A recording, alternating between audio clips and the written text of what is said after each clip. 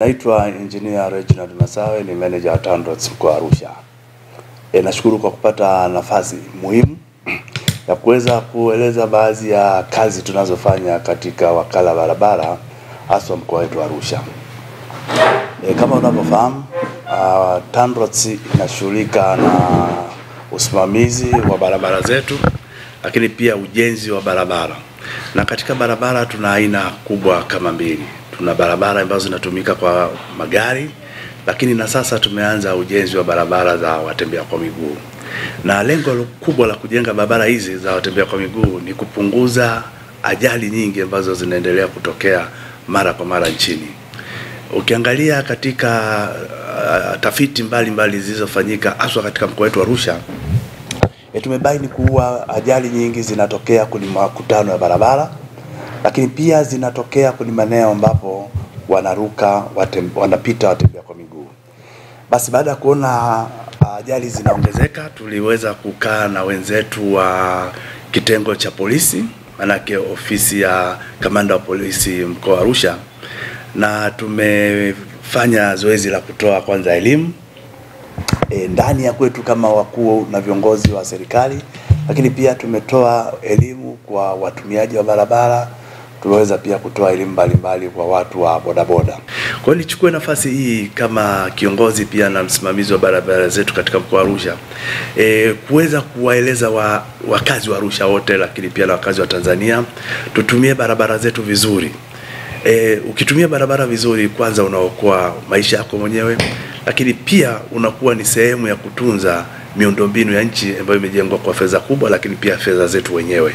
Kwa hiyo kwa sisi wenyewe tukiweza kuvuka kwa kufuata maelekezo na vivuko ambavyo ni rasmi, ajali zitapungua kwa sehemu kubwa sana. Na ajali zikipungua, maana yake tutakuwa na watu wanaendelea kufanya kazi za maendeleo, lakini na kazi za kujenga uchumi wetu. Sasa sheria ya barabara iko wazi, inasema kama kuna mtu amevunja sheria, basi hatua stahiki zichukuliwe.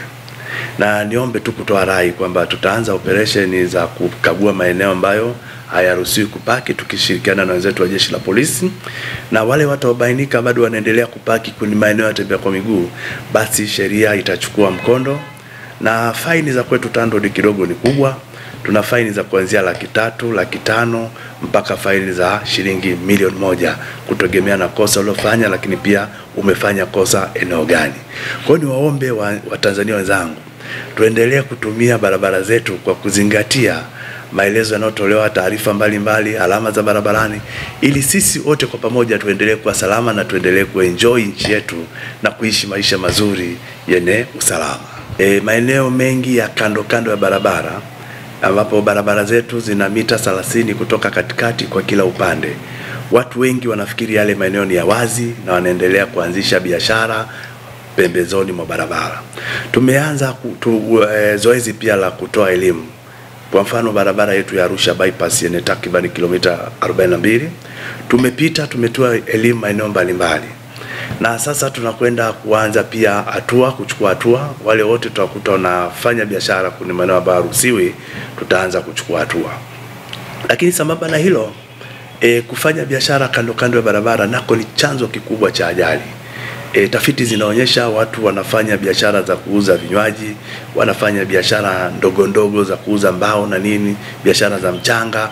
Wanapotoka na kuingia barabara kuu, wanasababisha ajali nyingi. Na sisi tuseme tu kama TANROADS tutaendelea kusimamia sheria hii na kuhakikisha watu hawaonewi, lakini wanakwenda kufanya biashara katika maeneo ambayo ni salama, ambayo hayatakuwa na adha kubwa za ajali. Kama tunavyoona magari yameongezeka mengi sana katika barabara ya Arusha bypass.